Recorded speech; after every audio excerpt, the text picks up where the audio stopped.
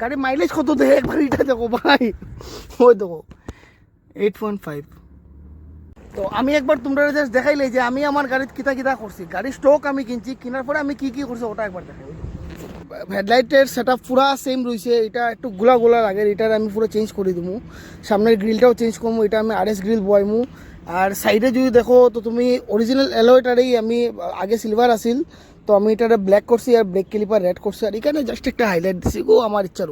আর এদিকে যদি কই তো ব্যাকে আমি ডিক্কিতে একটা স্পয়লার ইনস্টল করছি, স্পয়লার বাই হোল করিয়া করছে, তা বেতালা বেশি বুকো লাগছে, তার মানে কইয়া লাভ নাই।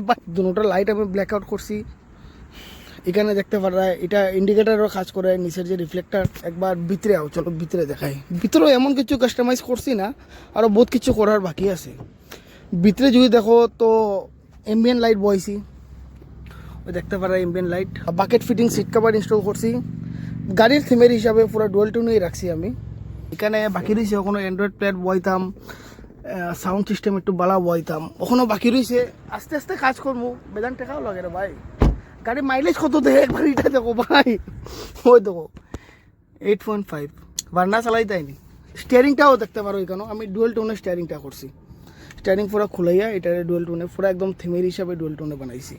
কারণ স্টিয়ারিং ভাবছিলাম নতুনটা লাগাইতাম 2 স্পোকের, যেটা এটা তো 3 স্পোক, বাট নতুনটা এটার মধ্যে বইতো না, আর বইলে এটা বেজান টাকা কর। তো গাড়ির একবার ফাইনাল লুকস দেখে দাও তোমরা কীরকম লাগে। যদি ভালো লাগিয়া থাকে লাইক শেয়ার করতে ভুলিও না। চলো দেখা হবে নেক্সট ভিডিওতে।